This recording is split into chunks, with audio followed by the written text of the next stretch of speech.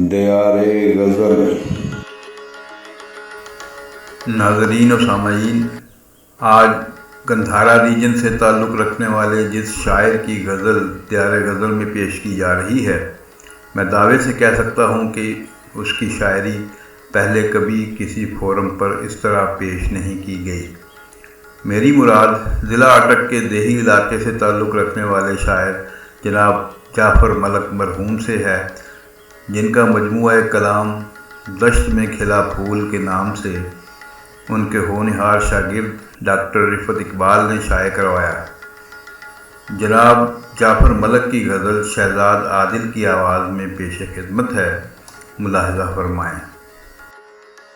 کلیوں کی مہک یا کبھی تاروں کی ضیا دے، کلیوں کی مہک یا کبھی تاروں کی ضیا دے، میں شب کا مسافر ہوں مجھے راہنما دے۔ کلیوں کی مہک یا کبھی تاروں کی ضیا دے، میں شب کا مسافر ہوں مجھے راہنما دے۔ سقراط کا ہر دور میں دشمن ہے زمانہ، سقراط کا ہر دور میں دشمن ہے زمانہ، یا رب مجھے اس تلخ نوائی کا صلہ دے۔ سقراط کا ہر دور میں دشمن ہے زمانہ، یا رب مجھے اس تلخ نوائی کا صلہ دے۔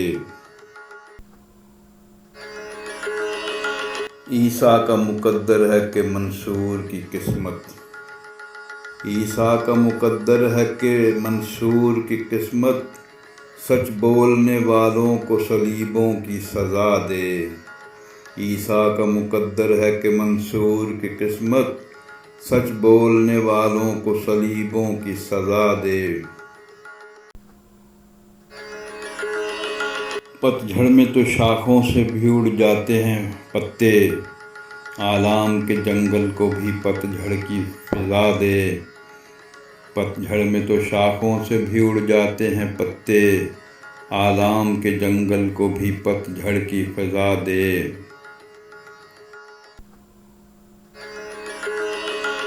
یہ زندگی کس موڑ پہ لے آئی ہے جعفر، یہ زندگی کس موڑ پہ لے آئی ہے جعفر، مرنے کی تمنا ہے نہ جینے کے ارادے۔